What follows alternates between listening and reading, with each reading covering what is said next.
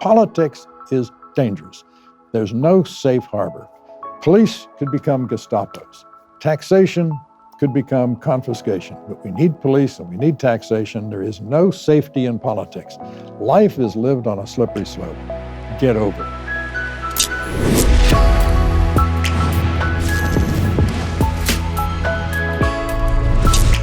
Hey, and welcome. This is the Ben Shapiro Show Sunday Special. I am overjoyed to welcome to the set George Will, who requires no introduction. His brand new book is The Conservative Sensibility. Mr. Will, thanks so much for stopping by. Glad to be with you. So how did you become George Will? So everybody knows your name, obviously. You're probably the most prominent conservative thinker of the last 30 to 40 years. So how did you become George Will? How did you get to where you are? Grew up in Central Illinois, the son of a college professor at the University of Illinois. Went to Trinity College as an undergraduate, went to Oxford. When I left Oxford, I applied to a distinguished law school and to Princeton in philosophy. I couldn't decide whether to be a lawyer or a professor of political philosophy. I went to Princeton because it was midway between two National League cities, baseball being the center of my life at all times. Taught for a few years. Everett Dirksen died, a Republican senator who'd led the Republicans. They shuffled the Republican leadership. A Colorado senator of whom I'd never heard got elected third-ranking Republican, said, I want to hire a Republican academic to write for me. There were no Republican academics except me, and I was in Canada at the University of Toronto. We got together. I worked on the Senate staff for 3 years. Then I called Bill Buckley, for whom I'd written a few pieces, and said, you need a Washington editor of a National Review. There hadn't been one. Bill essentially said, you're right, I do, and you're it. Bill had this habit of sort of collecting young people who he took a shine to. At about that time, Spiro Agnew, for your audience, he was a vice president of the United States under Richard Nixon, was running around the country saying there are too few conservative columnists. So the Washington Post said, we'll syndicate Will as someone who will defend Richard Nixon. So I became a columnist in January 1973, just as Judge Sirica was imposing the sentences that caused the Watergate cover-up to unravel. And I instantly decided Nixon was guilty and was probably going to leave and probably should leave. So that marketing plan for my column didn't work out. But anyway, that's how I got to become a columnist. And in a second, I want to ask you how you decide on the topics of what you write, because you are famously not writing very much about Donald Trump, who's apparently the center and lodestar of all political talk these days. I'm going to ask you about that in just 1 second. First, if you can't trust certain elements in Silicon Valley to treat conservatives fairly, why would you trust them to handle your privacy and personal online data? And why would you trust Silicon Valley to do all of that? I mean, the fact is that you got big companies like Twitter that are overtly attempting to ban ads that they don't like on the basis of political viewpoint. And then they're working hand in glove with Elizabeth Warren. Well, that's why I recommend using ExpressVPN every single time you go online. Big tech companies can use your IP address to match your internet activity to your identity or location. Well, when I use ExpressVPN, search engines and media sites, they can't see my IP address at all. My identity is masked and anonymized. ExpressVPN has the added benefit of encrypting 100% of your data to keep you safe from people who you don't want to have that data. After all, it's your data. ExpressVPN software takes just a minute to set up on your computer or phone. You tap one button, you are now protected. So if you're like me, you believe your internet data belongs to you and not to giant tech companies who probably don't like you very much, ExpressVPN is indeed the answer. Plus, it protects you against hackers, which is a big thing. If you've ever had your data stolen, it's not a lot of fun. Protect your online activity today with the VPN I trust to keep my data safe. Visit expressvpn.com/Ben to claim an exclusive offer for my fans. That's expressvpn.com/Ben for 3 months free with the 1-year package. Visit expressvpn.com/Ben. Okay, so let's talk about how you decide what to write about. So everybody is obsessed with President Trump. Every column is on President Trump. Every spoken word, it seems, is about President Trump. Doesn't matter where you are. You can go to the hairdressers and everybody's talking about President Trump. But you don't write about President Trump all that much. So how do you decide what you do write? Well, I once asked Bill Buckley when I first started this, the question that I now know is the most common question asked of a columnist. How do you come up with things to write about? And Bill said, the world irritates me 3 times a week. I would just modify that to say the world prompts my curiosity, amuses me, annoys me, something 3 times a week. I have in my pocket at all times, in my wallet, a little card with topics I want to get to next. I write a lot about court cases, Supreme Court cases, and others. I write about foreign policy. I've recently been in Korea, Taiwan, and Hong Kong. The world is so interesting, and the 45th president is so boring. Exquisitely boring. He has one pedal on the organ. That's all he works. There are journalists who write about him twice a week, columnists, and you scream in your head, tell me something I don't already know. They say twice a week he's a bore, he's a lout, he's uninformed, etc. Know that. Tell me something interesting. Yeah, well, we'll get to Trump talk a little bit later because, frankly, I agree with you, and I think that all of the talk about President Trump tends to revolve around one of two notes: either he is the greatest person who has ever lived in the universe, or he is the worst person ever to have lived in the universe, and none of it seems to be reflective of reality. But we'll get to that in a little bit. I want to ask you a lot about your book, because your book really is a primer for people who don't understand conservatism or don't know much about conservatism on what conservatism should be. So it's called, first of all, The Conservative Sensibility. For folks who haven't read it, it is a terrific book. But why did you call it The Conservative Sensibility as opposed to, say, The Conservative Agenda, the sort of first conservative principles? There's this great divide in sort of conservative thinking over whether conservatism is in fact a sensibility and an outlook on the world, or whether it is a series of principles for which you are supposed to stand, or is it both? So why the sensibility? Well, the title The Conservative Mind was taken by Russell Kirk about 60 years ago. By sensibility, I mean more than an attitude, but less than an agenda. I didn't want to give 10 legislative measures to make America great again or anything else. I think a conservative sensibility is sort of a Michael Oakeshott, great political philosopher, approach, which is that there's a way of responding to the given of life, the flux, the uncertainty, the exhilarating openness of the future.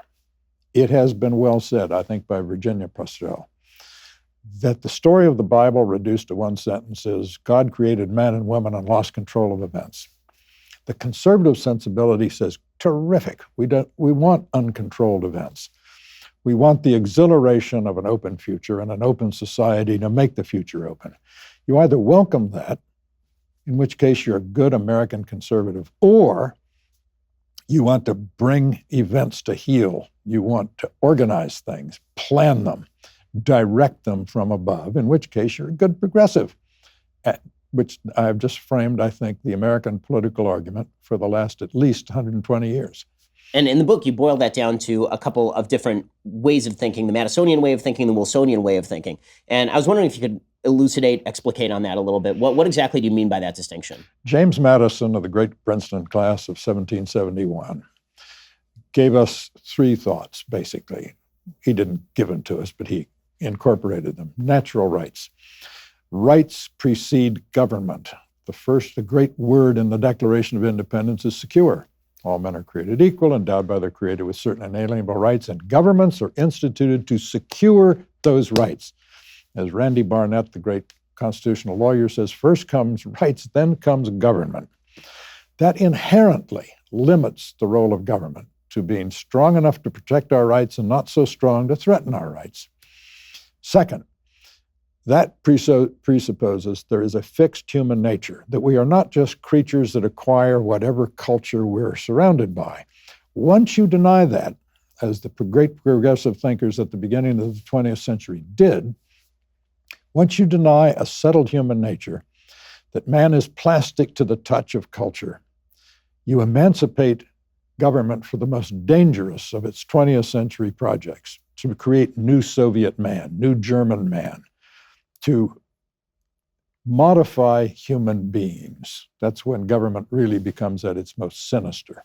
Third, the Madisonian project says, because of the first two, fixed human nature, human rights essential to the flourishing of creatures like us, we need a government that is checked and balanced, a separation of powers, so that it will be effective but slow and modified, because it is the nature of human beings to be passionate creatures, and passions are problems.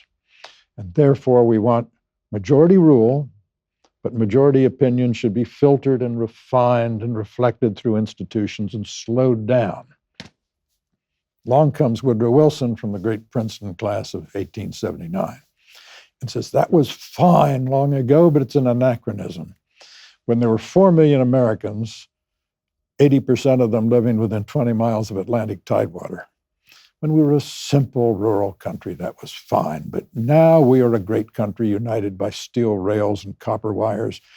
We need a strong organizing government. We need to bring expertise to bear on the affairs of the common people. We need to concentrate more power in Washington, more Washington power in the executive branch, more executive branch power in the president, and in such administrative agencies as he creates. Therefore, we should marginalize Congress. And we should understand that rights are granted by the government for our own good. And the government will tell us what rights we ought to have. And it will be advised in this by experts. The great text of progressivism is Herbert Crowley's The Promise of American Life, published in 1909, never out of print since then. An amazing text. Louis Brandeis gave a copy to Teddy Roosevelt, who took it on a safari. He went off to assassinate large animals, which he thought was great fun. And he read it up there, and we've been suffering from it ever since. But Crowley says that Americans, by and large, are unregenerate citizens, and he had a plan to regenerate us through government. So when it comes to the Madisonian vision, it seems like there's a fair bit of conflict inside the conservative movement even about what the Madisonian vision encompasses. And to start with a few of those premises, let's start with the natural rights premise. Yes. So there's an argument that's now made inside the conservative movement that we are a movement that is too much focused on rights and not enough focused on duties. And this has led to a small government conservatism that is unsustainable for the future. It's an argument made by some people, for example, Tucker Carlson has made this sort of argument that basically we are so focused on individual rights that we've forgotten that we have to take care of each other, and you need government to come in and help take care of us in that way. You've heard that argument from, frankly, George W. Bush in sort of his compassionate conservative days. So what do you make of that argument? How do we define what indeed is a natural right? Well, we define them, I think, ultimately, we're rule utilitarians. We look through history, we look through contemporary experience, and we say, what constitutes human flourishing? People argue about this. What rights are essential to that? We argue about that. If you don't like arguing, you pick the wrong country, because Americans argue. We're condemned to that. Some of us like that. The kind of conservatism you're talking about, some of them call themselves national conservatives and all the rest, there is a rebellion against individualism. Now, they begin with the obvious point, which I make much of in my book. Of course, human beings are all situated, but that does not mean that they are mere creatures of their culture.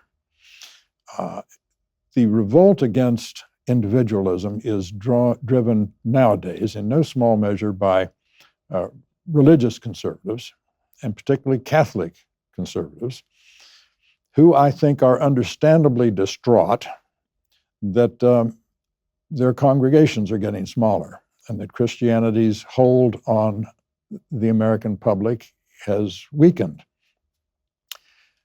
And their solution is the weaker it gets, the stronger it ought to be through politics. And I think that's non sequitur, and it's unrealistic.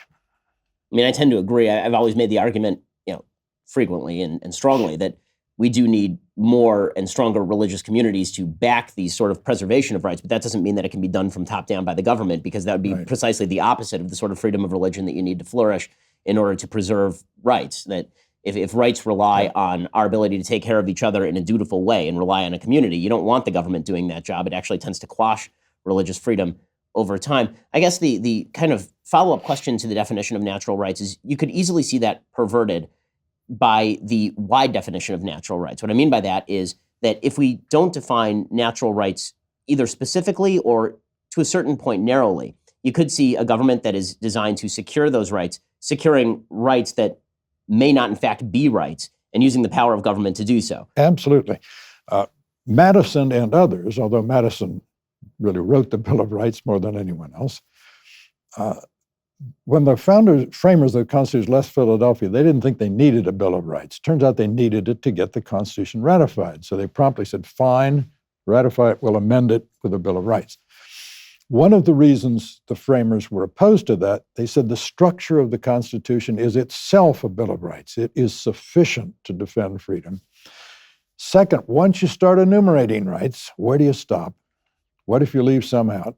Hence the Ninth Amendment, saying the fact that we've enumerated some rights does not disparage or denigrate the possibility of unenumerated rights.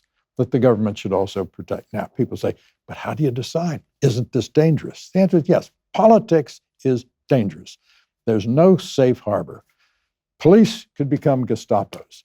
Taxation could become confiscation. But we need police and we need taxation. There is no safety in politics. Life is lived on a slippery slope. Get over it. So I want to ask you in a second about those checks and balances, about the structural constitution. But first, I love my Helix sleep mattress. Why? Well, when I'm on the road, I can't sleep. I can't sleep because it's just a generic mattress. I want a mattress that is made for me. Well, good news, that's what Helix Sleep does. Helix Sleep has a quiz. It takes just 2 minutes to complete. They match your body type and sleep preferences to the perfect mattress for you. Whether you're a side sleeper or a hot sleeper, whether you like a plush or firm bed, with Helix, no more confusion, no more compromising. Helix Sleep is rated the #1 mattress by GQ and Wired Magazine. Just go to helixsleep.com/Ben. Take their 2-minute sleep quiz. They will match you to a customized mattress that'll give you the best sleep of your life. For couples, Helix can even split the mattress down the middle, providing individual support needs and feel preferences for each side. They've got a 10-year warranty. You get to try it out for 100 nights, risk-free. So what exactly are you waiting for? They will even pick it up for you if you don't love it, but you will. I love my Helix Sleep mattress. It's so good. I got one for my sister for her wedding. It is just that good a mattress. Helix is offering up to $125 off all mattress orders just for our listeners. Get up to $125 off at helixsleep.com/Ben. That's helixsleep.com/Ben for up to $125 off your mattress order. helixsleep.com/Ben. Okay, so let's talk about the structural constitution. So one of the points in your book where I found myself a little bit taken aback actually was your argument for the strength of the judiciary. So I've always been an advocate of the position that judiciary is, at the very least, the third most powerful branch of the government. That judicial review under Marbury versus Madison is at best a stretch assumed by the Supreme Court. Yeah. I sort of agree with the Alexander Bickel argument that this is an assumption of power by the Supreme Court that was not actually justified by these structural checks and balances. You rely pretty heavily on the judiciary to defend rights. And I tend to think, having watched the progression of the judiciary over the last 50 years, that that's an exceedingly dangerous position and actually avoid some of the sort of conflicts that you've been talking about, the embrace of the chaotic nature of back and forth democracy, having a judiciary that simply says, here's a right, cramming it down, we're done here. Why do you rely so heavily on the judiciary? Conservatives for many years, and I among them, Bob Bork was a close personal friend, believed that, partly prompted by the excesses of the Warren Court, that in fact, the judiciary should defer more. Judicial restraint meant judicial deference to the elected branches. And I believed that until I quit believing it. It's the biggest change of my life, and it's very interesting. The most interesting political arguments in the United States are not between conservatives and progressives, they're among conservatives right now. One of which is those of us among conservatives who now argue for what's called judicial engagement. Clark Neely with the Cato Institute wrote a book of that title. Let me go back to Central Illinois, where I grew up. According to local law, it was in the Champaign County Courthouse that Abraham Lincoln heard about the passage of the Kansas-Nebraska Act in 1854 by another Illinoisan, Stephen A. Douglas. Douglas said, we're going to solve the problem of whether to expand slavery into the territories by popular sovereignty in the territories. Vote it up, vote it down, it's a matter of indifference, because the important thing about America is majority rule.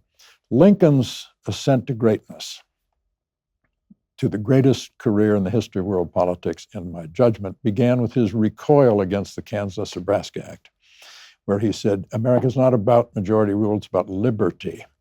We're for majority rule whenever and to the extent that it is, as it usually is, a bulwark of liberty, but it is not always. Therefore, the Bill of Rights is a tissue of prohibitions.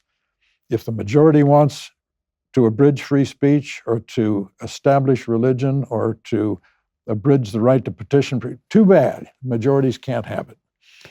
Majorities can't do lots of things. That's the question. I wrote my doctoral dissertation's title was Beyond the Reach of Majorities.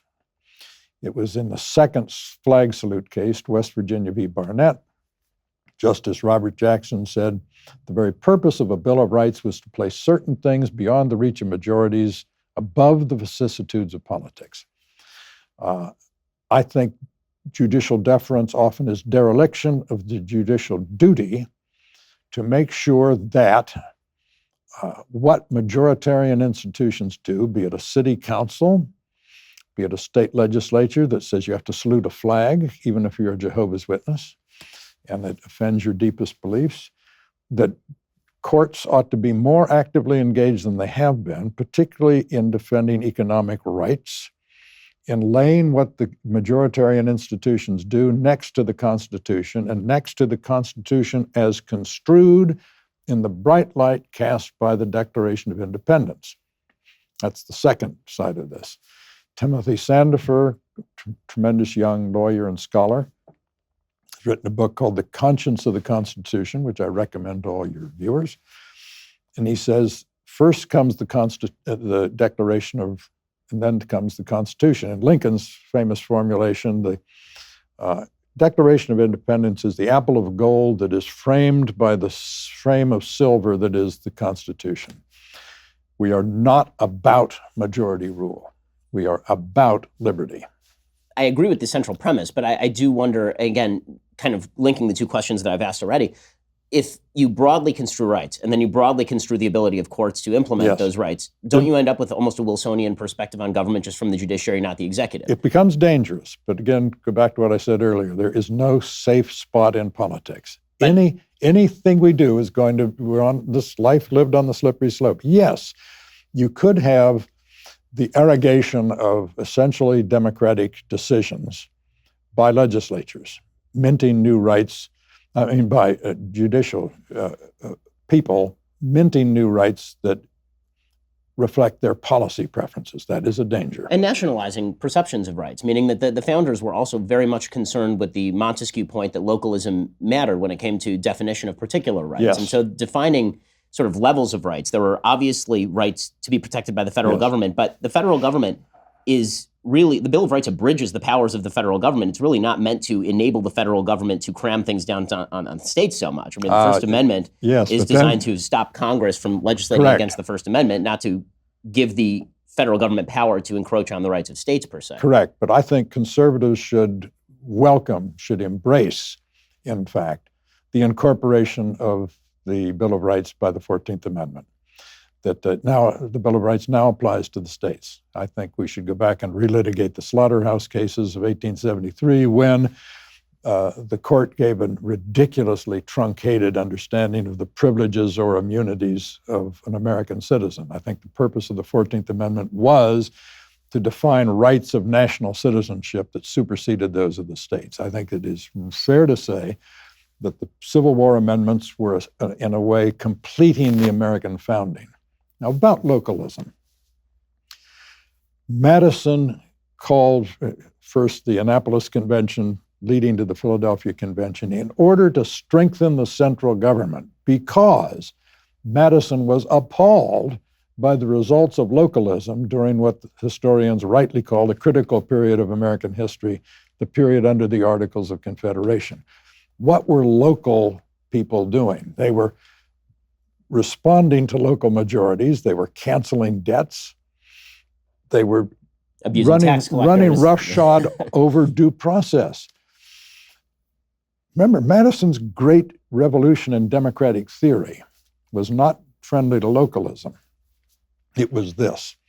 Before Madison, the very few people who had thought democracy was possible at all said it had to be in a small face-to-face society, Pericles' Athens, Rousseau's Geneva, a place you could walk across in a day, because, they said, the enemy of freedom is, and democracy is factions. So you want to have a small, homogeneous polity without factions. Madison said that is exactly wrong. What we need is to understand this. The factions are sown in the nature of man, he said. You're going to have factions. Therefore, we need a saving multiplicity of factions. He had a catechism. What is the worst outcome of politics? Tyranny. To what form of tyranny are democracies prey? Tyranny of the majority. Solution, don't have majorities. You're going to have majorities, but they're going to be unstable majorities, shifting coalitions of factions. Therefore, we need an extensive republic so that you will have government's first task being, Madison said in 10 and 51, the protection of the different and unequal capacities of acquiring property, because that will produce different factions. And a saving multiplicity of factions will produce freedom. So, remember, the Constitution was written by people from Madison to Alexander Hamilton. They immediately after the Constitution became enemies and rivals, but there they understood the first thing was to pull government up from localism so that we could have an effective national government. But the federalization of politics, the removal of rights from the state level to the enforcement mechanism of the federal government, well, obviously everyone agrees that with regard to slavery and with regard to Jim Crow, that that's a very good thing and very positive for the country. It does result in a deep-seated rage that I think a lot of people are feeling in the country right now, which is loss of local control, a belief that your life is now being controlled either by judges on the one hand or by regulators in the executive branch on the other, and by legislators who basically kick their task over to both the regulators and the judges. I recall during the campaign finance reform debates, George W. Bush signing into law campaign finance reform and suggesting that he thought it was unconstitutional, but that it was the job of the Supreme Court to weigh in on that. Yeah, it's interesting because before the Iowa caucuses in 2000, early 2000, he was on our program on ABC, and I asked him, I told him before the show, I was going to ask you about McCain-Feingold. And I said, is this unconstitutional? The government with campaign finance laws, which I think are all unconstitutional. It's the government stipulating the quantity, content, and timing of political speech about government. I said, is that unconstitutional? Yes, he said. Would you veto it if it came to you? He said, yes. Of course, he signed it in secret, doing just what you said, hoping the courts would rescue him from making an independent judgment about constitutionality. But remember, Jim Crow was majority rule. Jim Crow reflected local values. And I think local values and majority rule are not all they're cracked up to be.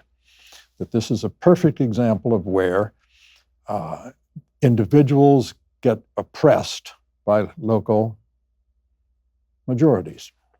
Right, and the basic idea of a federal government stepping in and doing something about the enforcement of particular rights that are specifically defined, I think is important. I think that the Civil Rights Act, I tend to agree with the argument that the Civil Rights Act is effectively what ended segregation, not the ruling in Brown versus Board, which I feel actually didn't do very much. Desegregation didn't actually accomplish anything via Brown versus Board. The Voting Rights Act did. Right, the Voting Rights Act did. And all of a sudden, black people could vote, and Strom Thurmond said, hire a black person for my staff.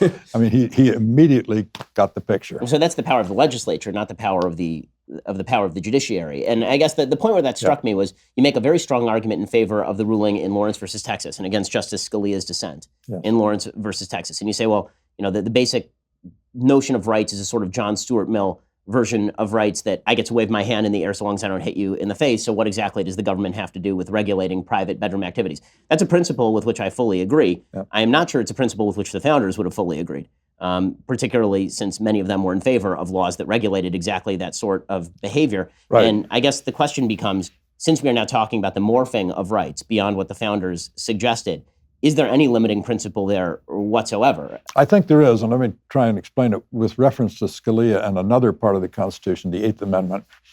The Eighth Amendment prohibits cruel and unusual punishment. The Eighth Amendment is one reason why Scalia defined himself as a faint-hearted originalist. While they were sitting in Philadelphia in 1787 writing that, and while in a few years after that they were ratifying the Eighth Amendment, it was common practice in America to crop ears, brand cheeks, floggings, whippings, pillorings, etc., none of which would we tolerate now. Now, Scalia went back and forth. He finally said late in his life, okay, if a state legislature wanted to flog people, they'd be stupid but constitutional. I think they're unconstitutional. Here's how I think you get there by being true to, I think there is such a thing as intention originalism. What was the intent of the authors and ratifiers of the Eighth Amendment? It was to prevent cruelty as government policy. Now, that does not mean that it meant to prevent cruelty as it was understood in the 1790s. It meant cruelty as society understood it as it evolves. Now, Earl Warren said, there are evolving standards of decency that mark the maturation of a society. And because Earl Warren said it, a lot of conservatives say we don't believe that. Let me say something about Earl Warren. Before he was Chief Justice, he was governor of California. Before he was governor, he was attorney general. Before he was attorney general, he was a district attorney. And he knew what went on in the back rooms of police stations. And a lot of the criminal justice decisions of the Warren Court came from that the Chief Justice knew what was going on. And I think conservatives ought to be able to accommodate that. Intention originalism says, what were they intending? When we get to the Brown decision, school segregation, it would have been much cleaner if, instead of the Warren Court going into a lot of sociology, if they just said, hey, look, we're guaranteed equal protection of the laws. This is obviously unequal. Get rid of it. Would have been cleaner. People could have understood it. I think that that's true. I just hesitate to allow intention originalism in any, we wouldn't do it in any other area of the law, right? If you read the Sherman Antitrust Act, you wouldn't simply reinterpret it based on the evolving standards of the meaning of words. You would read it as literally as possible. Right. And if we want to change the law, we have legislatures, we have, which require effectively supermajorities given the filibuster. We have methods of changing the law, and having the Supreme Court step in and curtail a lot of the debate that is happening, whether it's in the Obergefell decision or even in cases where, again, I agree with the outcome, like Lawrence versus Texas. It seems to me a dangerous, you say we have to embrace the danger, but it seems to me that the danger from having unelected justices who are unanswerable to any form of public blowback make the rules, as opposed to we can get rid of certain people, we can replace them with other people. That's not, I'm still very much in favor of the checks and balances. I just wonder if there's no actual check or balance on the judiciary. Well, you cited a moment ago the great Alex Bickle, who was a clerk for Felix Frankfurter and a colleague and mentor in a way of Bob Bork. Alex Bickle's great book is about the least dangerous branch, quoting Alexander Hamilton. Courts have neither the purse nor the sword. How much damage can they do? Well, we know they can do a lot of damage. But should they exercise force or will, then they lose their legitimacy. Quite. I'm saying that, again, I concede everything you say about the potential dangers. There's no safety in politics. What do you fear most? I fear most majority rule, abusive majorities. So in your book, you talk a lot about sort of the secular roots of the republic, and you kick back pretty strongly against the notion that this is a Judeo-Christian republic or a Christian republic. Obviously, I agree that there's nothing in the Constitution that mandates a particular religious viewpoint. But I feel like you may be giving some short shrift to the Judeo-Christian roots of some of the very ideas that you're talking about. So you say sort of that secularism or agnosticism, atheism, that these kick in favor of conservatism. Maybe you can explicate that argument so I don't mischaracterize it. Yeah, the chapter in the book that I had most fun writing was called Conservatism Without Theism. Can I be autobiographical for a moment? Of course. My father's father was a Lutheran minister, and my father as a young boy would sit outside Pastor Will's study and listen to Pastor Will and some of his congregants wrestling with the problem of reconciling the doctrines of free will and grace. That made my father a philosopher, not a religious person, a philosopher. And I grew up in a secular household, not hostile to religion. I've described myself as an amiable, low-voltage atheist. I'm married to a fierce Presbyterian. So I'm live and let live. I don't deny the enormous contribution of Judeo-Christian thought to the culture that produced eventually in the 18th, 19th centuries, democracy. I say in my book that Martin Luther, although he was autocratic as can be and a ferocious opponent of peasant revolts and all the rest, nevertheless, when he stood at the Diet of Arms and said, I cannot do otherwise, ich kann nicht anders, other than be rebellion, that was asserting the primacy of conscience, the great Protestant contribution to Western civilization. And the primacy of conscience is the basis of individualism, the heart of the kind of conservatism I'm talking about. and the kind of conservatism against which some conservatives, as you said a moment ago, are in rebellion against kind of what they consider excessive individualism. What I wanted to argue here was there is not that there's any incompatibility between religion and conservatism, but there's no necessity for a religious basis of conservatism. People say, well, what about the founders? The founders, basically, the most important one were deists. Now, deism, to me, is barely a religion. A religion should explain, enjoin, and console. All deism does is sort of explain that everything's here because God created it, and then he left. Someone said the deist God is like a rich aunt in Australia, benevolent but rarely heard from. I just, I don't think deism counts as a religion. It seems to me that the Lucretian world, Lucretius sort of my model here, he said, the world is all whirl. One of the Greek playwrights had the phrase, the world is king, having driven out Zeus. I'm saying, good, get rid of Zeus. I don't want gods interfering in our lives. World is just fine. I'm back to the conservative sensibility, God losing control of events in the Bible. And if you embrace world, then cosmology itself, all that we know about the great crashing whirl of the universe, suggests that there is perfectly possible to have design, if you will, things that look created but weren't created by a creator. They just happened. I quote Huck Finn to that effect in the chapter. Huck's on the raft with Jim, and they look up and they said, was they created, the stars, or did they just happen? I'm of the just happened school. So there are a couple of questions that spring from that. Yep. One is whether, practically speaking, obviously you can be a conservative and be an atheist. You can be a conservative and be an agnostic. Some people denied that, Whittaker Chambers said a man without mysticism is a monster. Well, since it made me a monster, I kind of resented that. And Russell Kirk said that a defining element of conservatism has to be a religious sense.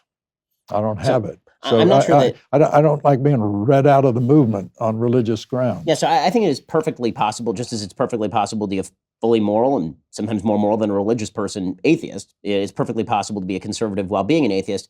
I don't know that atheism tends toward conservatism. In fact, I think that it tends toward the opposite. That could very well be. Statistically speaking, obviously, as religion declines in America, so has conservatism. The relationship between religion and any doctrine is contingent, and there's no question that you're right empirically. As a matter of fact, religion tends to make people more susceptible to conservatism than atheism. And now I'm going to make the slightly stronger argument, which is that even some of the premises that you're basing conservatism on do require a footing in religion. So to take the example of natural right, there's nothing in nature that dictates natural right at all, obviously. Right. I mean, nature is a place where things kill other things and eat them. And so the idea of rights that spring from that is actually quite unnatural. I mean, nature is a creation of hierarchy and power hierarchies, and nature red in tooth and claw. Yes. Exactly. I mean, this is why the original interpretation of Darwinism for the first 70 years of its existence tended toward social Darwinism and fascism, was the idea that nature was counted against rights, and that it was survival that actually mattered most. And so the notion of individual rights based in natural rights, that actually does not spring from anything atheistic. That would be one contention. The other contention I'd make is that your conservatism is very much dependent on the notion that you are a free actor acting in a world that has certain predictable rules to it that either emerge from chaos or emerge from a creator. But even the notion of free will, the idea that we have the capacity to choose, is an assumption that you have to make about the universe that is simply not present in a scientific materialist sense. Right. It's a great philosopher's joke. Of course, I believe in free will. I have no choice. I believe there is, as the great conservative James Q. Wilson, the greatest social scientist of the last 50 years, wrote a book called The Moral Sense. I believe there is a moral sense. How it evolved, I don't know, but there it is. I think it exists. We are disposed to compassion and kindness and promise-keeping and other ways. I say in the book that, in fact, I think we are, at the end of the day, rule utilitarians. That is, the greatest happiness for the greatest number is produced over time by obeying certain rules, and that the rules include respecting certain rights that we empirically, from historical experience, have decided are crucial to human flourishing. And I think individualism is crucial to human flourishing. I think individual property rights are absolutely crucial to human flourishing because property creates a zone of sovereignty in which you can operate. None of that requires a grounding in other than observation, anthropology, sociology, and history. It does not require theology. I mean, isn't that sort of linking is and ought in a way that is logically inappropriate, meaning that because things have been that way, thus it is a moral rule, as opposed to an actual principled moral rule that there are natural rights, that these do exist, that they pre-exist government. In other words, the problem with rule utilitarianism is that a lot of things are utilitarian that would conflict with your individual rights-based morality. I don't think they would conflict over time. That's why it's not act utilitarianism, it's rule utilitarianism. That you judge not just individual acts, but a pattern of behavior, a series of social arrangements. We know that democracy is pretty good. We know that without property, people do not flourish because there are no means for asserting themselves and exercising sovereignty and making choices, which are the essence of freedom. So again, it's dangerous. I can't anchor this in some cosmology. I mean, I guess that I guess is the problem, is that when you read the Declaration of Independence, it is not a rule utilitarian document. It is a document of essential principle about the way things should be, not saying that in the past rights have worked and therefore rights are good. But the author of the Declaration said that these truths are self-evident, by which he meant, and those who agreed with him meant, evident to minds not clouded by ignorance or superstition. They did not mean that everyone on the planet accepted these propositions. Damn few did, or still do for that matter. But I think Jefferson was right. Minds unclouded by ignorance and superstition, clear minds, clear thinking minds, accept those truths as self-evident. So let's talk about the question of the role of government in light of sort of a rule utilitarian viewpoint. So folks on the political left would suggest that in a rule utilitarian way, the government should be involved in, for example, healthcare, because when the government is involved in healthcare, then there is a universality that applies to healthcare, even if the price is higher, or even if it means that certain people on the upper end don't get the healthcare that they need in the upper end of both the money spectrum and the age spectrum. Then that is the way that it ought to be. How do you apply a small government conservatism to questions of where the government should be involved in American life? The first question is the proper scope and actual competence of government. Can government do what people want it to do? Does it know how? Or is it, to use Hayek's great phrase, the fatal conceit of government, that it can acquire information and manipulate information and act disinterestedly on information better than markets can allocate information and generate it? That's all markets are, information generating devices. Governments, first of all, don't act disinterestedly. I wish my progressive friends would sit down with James Buchanan's works, Nobel Prize winner from the University of Virginia, who gave us the public choice theory, which is that governments are run by human beings. In the private sector, human beings try to maximize profits, basically, broadly understood. In government, human beings try to maximize power. Government is not disinterested. Government is a political actor. Government is a faction. Government is... Elizabeth Warren has half a grip on a point. She says, look at the government. It is no accident, she says, and she's right, that 5 of the 10 richest counties on a per capita basis are in the Washington area. Trillions of dollars sloshing through Washington. She's right that the government is often the plaything of factions that are intense, compact, articulate, confident, and well-lawyered. They manipulate the government. They can understand, the more affluent and educated can understand the gears and pulleys and levers of this opaque machine, this great Leviathan in Washington. Then, however, Elizabeth Warren and other progressives say, solutions to make the government much bigger and much more powerful, get it much more deeply involved in allocating wealth and opportunity, at which point you say, no, wait, please. You've just described the government as given to certain pathologies that are inherent in a large government that is deeply involved in the allocation of wealth and opportunity. Want to reduce the amount of the role of money in politics? Reduce the role of politics in money. See what happens. That's why I say progressives have a firm grip on half a point. They just get lost. So in a system based on utilitarian evaluation over time, what is the prospect for change? So folks on the left would say, well, this doesn't allow for change nearly quickly enough because it sort of forecloses grand experiments. It suggests that stuff that is working half well, maybe there's a better way, and we just haven't tried it yet. And on the conservative side, there are people who say, well, rule utilitarianism because it's not rooted in a fundamental unchanging principle per se, that actually does allow for exactly that sort of experimentation that can get quite dangerous because you don't know it's failed until it's failed. Whatever progressives criticize about capitalism, surely they can't say it doesn't produce change. I mean, the greatest change in the history of the human race occurred from the late 18th century to today, called The Great Enrichment by Deirdre McCloskey in her 3-volume book on the bourgeois virtues. Capitalism is a permanent revolution. Marx, writing the greatest hymn to capitalism in the Communist Manifesto, said, under capitalism, everything solid disappears into air. He's right. He said he understood capitalism, the most revolutionary thing that ever happened. He just didn't like the destination. But capitalism is a constant, it's a permanent revolution. That's Trotsky's phrase. Trotsky should have been a capitalist. But capitalism is the permanent revolution.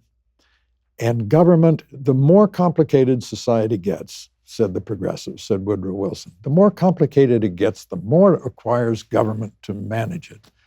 It's exactly wrong. The more complicated society gets, the more there is that government doesn't understand. The more there is to know. The more information there is out there that government cannot possibly master and apply to society. So get out of the way. I mean, where we are in the country right now, you mentioned Marx and his belief that the end goal, the end point of this particular journey is not the right end point. Yeah. It's one thing in America to argue about the means to get to the end point. It's another thing to argue about the end point itself. Do you think that we've reached beyond the sort of conciliatory, tested over time rule of utilitarianism you're talking about when we don't even agree on what the end point should look like? I don't think we should agree on endpoints. I don't think we should anticipate the end. We don't know what the end's going to be. Let me give you just a simple example. Until 2007, millions and millions of Americans had cell phones and were happy. Then in 2008, along came the smartphone, and everyone hated the cell phones they had. Good. Creative dissatisfaction.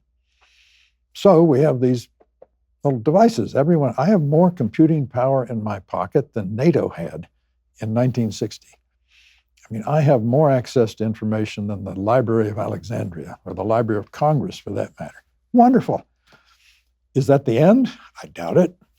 Someone's going to come along and make me extremely dissatisfied with my iPhone, whatever it is. 8. But I guess it's a question of end goals, not just end products. Okay. Right? Well, depends what you mean by goals. The great moment in modernity was when first it began sort of with Machiavelli, but then Hobbes and Locke and others, and said, people are going to disagree about the ultimate good.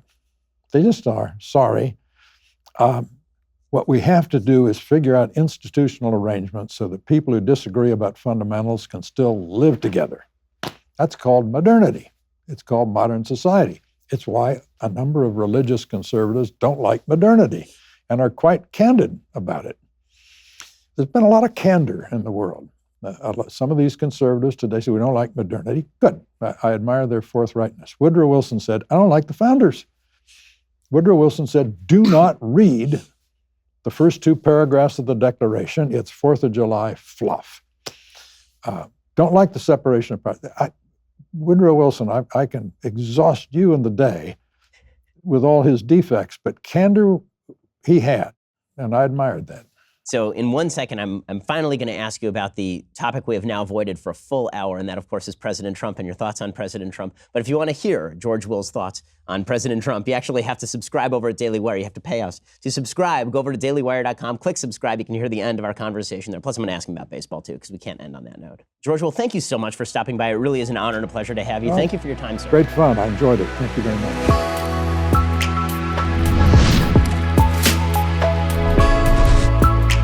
The Ben Shapiro Show Sunday Special is directed by Mathis Glover and produced by Jonathan Hay. Executive producer, Jeremy Boring. Associate producer, Colton Haas. Our guests are booked by Caitlin Maynard. Post-production is supervised by Alex Zingaro. Editing by Donovan Fowler. Audio is mixed by Mike Coromina. Hair and makeup is by Jesua Olvera. Title graphics by Cynthia Angulo. The Ben Shapiro Show Sunday Special is a Daily Wire production. Copyright Daily Wire 2019.